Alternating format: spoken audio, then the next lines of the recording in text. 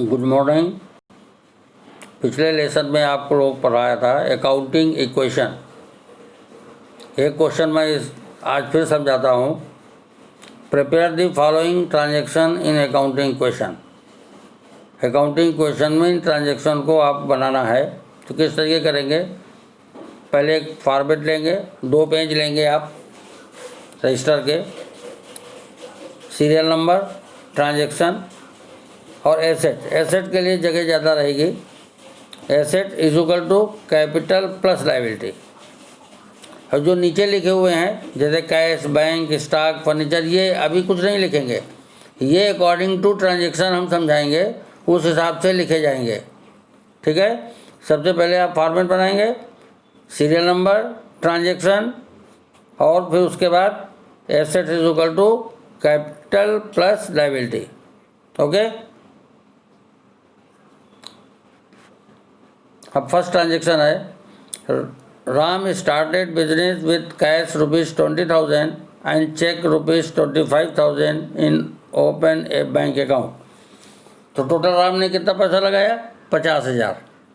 तो 50,000 तो कैपिटल हो गई, लायबिलिटी हो गई बिजनेस के लिए, और कैश 25,000 और बैंक 25,000। तो 2 अकाउंट को एसेट में खोलेंगे, कैश फिर प्लस बैंक, दोनों में लिख देंगे 25 plus 25 is equal to capital के नीचे capital 50,000।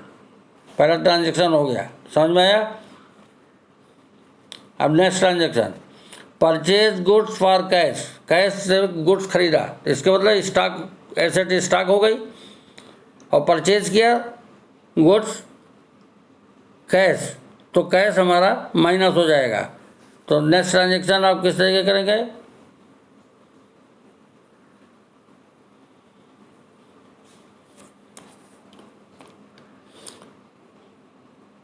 Purchase good for ₹4,000, credit कह रहा है। इधर देखिए सेकेंड ट्रांजैक्शन लेफ्ट साइड में, purchase goods on credit. Credit खरीदा तो स्टॉक बढ़ गया, एसेट्स हो गई। खोलेंगे एक अकाउंट स्टॉक, और लायबिलिटी में क्रेडिटर खोलेंगे।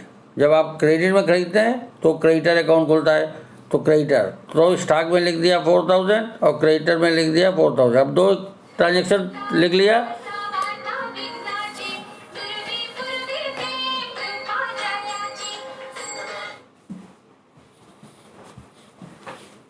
अब इसको एक न्यू इक्वेशन बना लेंगे, दोनों को नेट ऑफ करके। पहले 2 ट्रांजैक्शन लिखेंगे, 2 ट्रांजैक्शन पर इक्वेशन बनेगी, फिर हर एवरी ट्रांजैक्शन के बाद इक्वेशन निकलेगी। अब थर्ड ट्रांजैक्शन क्या है, purchase goods for cash. Cash में खरीदा तो स्टॉक तो बढ़ गया, परंतु कैश कम हो गया, तो इसको इस तरीके प्रेजेंट करेंगे, कैश से -1,000 तो स्टॉक में प्लस कर दिया 1,000, बाकी सब जगह 0 0 0। फिर इक्वेशन बना लेंगे। फिर नेक्स्ट ट्रांजैक्शन है, परचेज फर्नीचर फॉर कैश। तो कैश कम हो गया और एसेट क्या आ गई, फर्नीचर। तो एक नया अकाउंट खोलेंगे फर्नीचर का, उसके नीचे लिखेंगे 500 और कैश से माइनस कर देंगे, बाकी सब जगह 0 हो जाएगा। इस तरीके से फिर न्यू इक्वेशन बन जाएगी। नेक्स्ट है, withdrew cash for payment personal use from bank.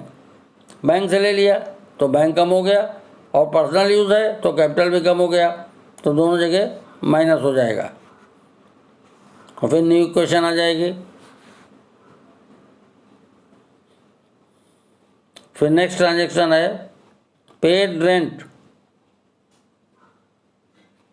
ठीक है।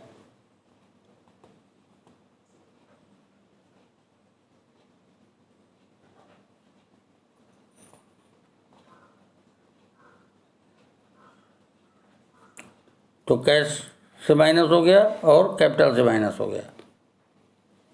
और रिसीव रेंट होता तो क्या होता, कैश में प्लस और कैपिटल में प्लस होता।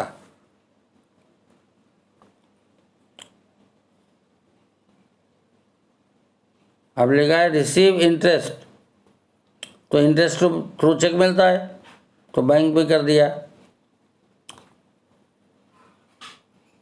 फ्रॉम बैंक लिखा हुआ है तो बैंक में ऐड करेंगे, और कैपिटल में भी ऐड हो जाएगी, रिसीव हुआ है। फिर न्यू क्वेश्चन बन जाएगी। नेक्स्ट है सोल्ड गुड्स कास्टिंग 500 फॉर ₹700, मतलब 500 रुपये का कास्ट का 700 रुपये में बेच दिया, क्रेडिट में बेचा। तो एक नया अकाउंट खोलेंगे ऊपर एसेट साइड में, डेटर्स। जब बेचते हैं किसी को तो डेटर्स तैयार होते हैं, तो उसमें तो 700 लिखेंगे। 500 कास्ट है तो 500 स्टॉक से माइनस कर देंगे, और जो 200 का प्रॉफिट हुआ वो कैपिटल में प्लस कर दिया जाएगा। फिर न्यू इक्वेशन को ड्रा कर लेंगे। नेक्स्ट ट्रांजेक्शन है पेड टू क्रेडिटर, क्रेडिटर को पे किया तो लायबिलिटी कम हुई और एसेट भी कम हुई, तो कैश माइनस हो जाएगी और क्रेडिटर माइनस हो जाएंगे। कैसे -400 और क्रेडिटर -400। फिर न्यू इक्वेशन आ गई।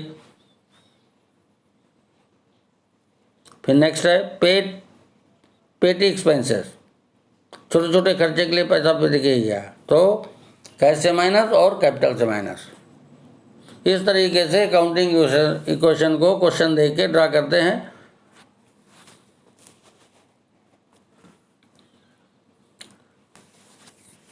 कुछ इंपॉर्टेंट पॉइंट्स हैं जो आप लोगों को ध्यान में रखना है। ये इफेक्ट ऑफ एडजस्टमेंट ट्रांजैक्शन है अकाउंटिंग इक्वेशन।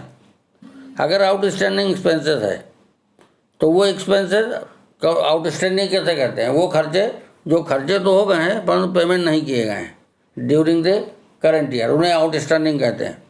तो उसकी अकाउंटिंग में क्या ट्रीटमेंट होता है, कैपिटल से माइनस हो जाता है और उतने के लिए लायबिलिटी साइड में अकाउंट आउटस्टैंडिंग खोल के लिख दिया जाता है।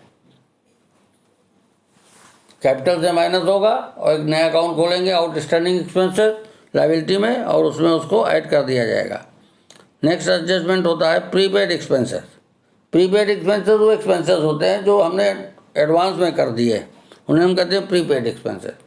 तो ये कैश से डिडक्ट हो जाएगा क्योंकि कैश तो पे कर दिया, और एसेट साइड में ही प्रीपेड एक्सपेंसेस का नया अकाउंट खोलेंगे और उसमें उसको लिख दिया जाएगा।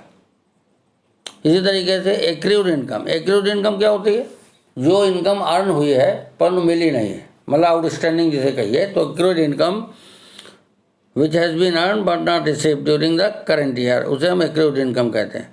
अभी जब एक्रूड इनकम होगा तो कैपिटल में प्लस हो जाएगा और एसेट साइड में एक नया अकाउंट खोलेंगे एक्रूड इनकम, उसमें लिख दिया जाएगा।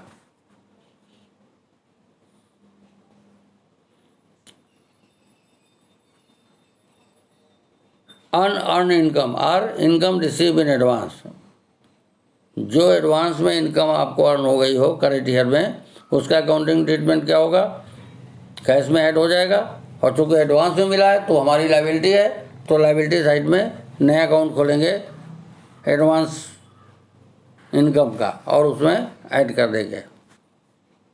इस तरीके से कुछ पॉइंट्स हैं जो आपको अकाउंटिंग क्वेश्चन में ध्यान में रखने हैं।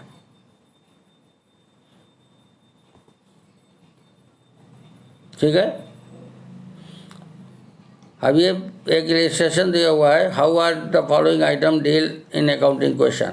इसको आप सॉल्व करिएगा अपने बुक में, और जो ना समझ में आए कांटेक्ट करिएगा।